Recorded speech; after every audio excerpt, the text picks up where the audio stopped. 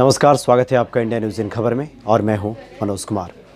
पिछले 9 नवंबर को जब अयोध्या मसले पर सुप्रीम कोर्ट का फैसला आया, उसके पूरे देश में उसकी सराहना हुई, लोगों ने स्वीकार किया और इस वक्त मुस्लिम पक्षकारों ने भी कहा कि इसको लेकर कोई रिव्यू पिटिशन, पुनर्विचार याचिका दाखिल नहीं की जाएगी।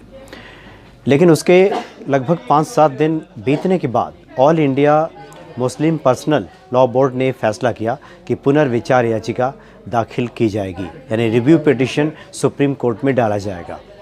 हालांकि काफ़ी हाई वोल्टेज ड्रामा चला लखनऊ में और उसके बाद इसमें इकबाल अंसारी जो कि मुख्य पक्षकार थे, उन्होंने इससे अपने आप को अलग रखा। सुन्नी वक्फ बोर्ड ने भी अपने को अलग रखा, लेकिन all India Muslim personal board ने यह फैसला किया कि रिव्यू पिटिशन डाला जाएगा।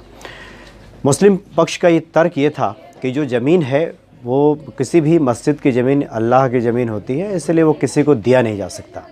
दूसरा, उन लोगों ने कोर्ट में बाबरी मस्जिद वाली ज़मीन की मांग की थी, किसी दूसरी जगह ज़मीन की मांग नहीं की थी। तो सुप्रीम कोर्ट ने जो फैसला दिया कि 5 एकड़ ज़मीन कहीं दूसरी जगह दे दी जाए जहाँ की मस्जिद का निर्माण हो, ये ठीक नहीं है, इसलिए इसका रिव्यू होना चाहिए, इस पर पुनर्विचार याचिका दाखिल की जानी चाहिए।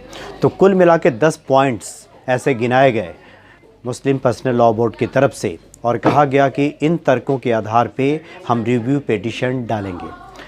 हालांकि ये भी कहा मुस्लिम पर्सनल लॉ बोर्ड ने कि हम जानते हैं कि हमारी याचिका 100% खारिज हो जाएगी, कोर्ट में नहीं टिकने वाली है, फिर भी हम डालेंगे क्योंकि हमारा अधिकार है। अब इसके मायने क्या है, इसका मतलब क्या है, ये तो खैर बात की बात है। लेकिन फिर भी जानकार मान रहे हैं कि जिन तथ्यों के आधार पे पुनर्विचार याचिका कोर्ट में डाली जा रही है उसमें कोई दम ही नहीं है, उसमें कोई मजबूत आधार है ही नहीं। दरअसल पुनर्विचार याचिका में ऐसे किसी भी बिंदु पर विचार नहीं किया गया है या नहीं उठाया गया है जिस पर पहले बात ना हुई हो। यानी बहस के दौरान पहले से तो बात होती ही रही है, लेकिन 40 दिन की जब लगातार सुनवाई हुई थी सुप्रीम कोर्ट में, उस वक्त भी ऐसा कोई बिंदु छूटा नहीं जिसकी चर्चा ना हुई हो और जिसकी अभी पुनर्विचार याचिका में दाखिल करने की बात की जा रही है। तो देखिए, कुछ पॉइंट्स हैं जो मुख्य तौर पे रखा है मुस्लिम पर्सनल लॉ बोर्ड ने, जिसके बारे में हम बताते हैं। दरअसल पहला जो तर्क है मुस्लिम पर्सनल बोर्ड का, ये कि जब 22-23 दिसंबर 1949 की रात में ये कहना है उनका कि बलपूर्वक रखी गई रामचंद्र जी की मूर्ति और अन्य मूर्तियों को रखा जाना अवैधानिक था, तो इस प्रकार अवैधानिक रूप से रखी गई मूर्तियों को यानी कि उसको कैसे अधिकार मान लिया जाए उनका, पहला तो ये है, इस पर सुप्रीम कोर्ट विचार करे। उनका ये कहना है कि हम इस तर्क को अदालत में रखेंगे। दूसरा उनका तर्क यह है कि जब बाबरी मस्जिद में 1857 से लेकर 1949 तक मुसलमानों का कब्ज़ा और नमाज पढ़ा जाना साबित माना गया है, तो मस्जिद की ज़मीन को वाद संख्या 5 के वादी संख्या 1 को किस आधार पर दिया गया। ये कहना है कि पहले तो माना था कोर्ट ने, तो इस पर फिर विचार करें।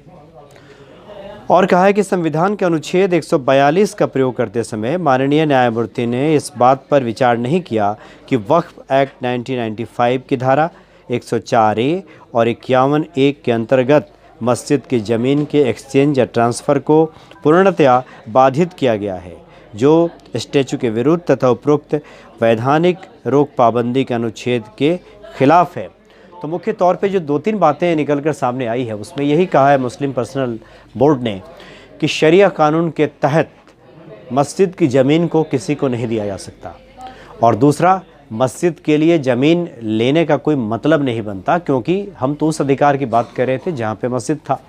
तो ये 3-4-5 पॉइंट्स मुख्य तौर पे हैं और बाकी वही घिसी पिटी बातें जो पहले कही गई हैं। इसलिए जानकार मानते हैं, कानून के जानकार, कि ये अदालत में पुनर्विचार याचिका जाते ही खारिज हो जाएगी, इसमें कोई दम नहीं है, क्योंकि इन मुद्दों पर पहले ही चर्चा हो चुकी है। हालांकि मुस्लिम पर्सनल लॉ बोर्ड भी इस बात को जानता है, फिर भी उनका कहना है कि हमारा अधिकार है, हम रिव्यू पिटिशन डालेंगे। शायद ये मुसलमानों को दिखाने की कोशिश मात्र हो रही है कि वो उनके रहनुमा हैं, वो उनके अगुवाई करने वाले लोग हैं, नेतृत्व प्रदान करने वाले लोग हैं, अधिकारों के लिए लड़ने वाले लोग हैं। शायद ये मंशा है उनकी कि ये हम लोगों को बता सकें और अपना वर्चस्व एक तरह से समाज पे कायम रख सकें और ये एक मैसेज दे सकें कि हमने भी लड़ाई छोड़ी नहीं है, लड़ाई में बने हुए हैं। लेकिन इसका कोई व्यवहारिक तौर पे इसका कोई लाभ मिलता दिखाई नहीं दे रहा है मुस्लिम पर्सनल लॉ बोर्ड को। इसलिए उसका कहना है कि हम 100% निश्चिंत हैं कि ये पुनर्विचार याचिका अदालत में खारिज हो जाएगी। फिलहाल इतना ही। नमस्कार। इन खबर चैनल को सब्सक्राइब करें और बेल आइकन दबाना ना भूलें।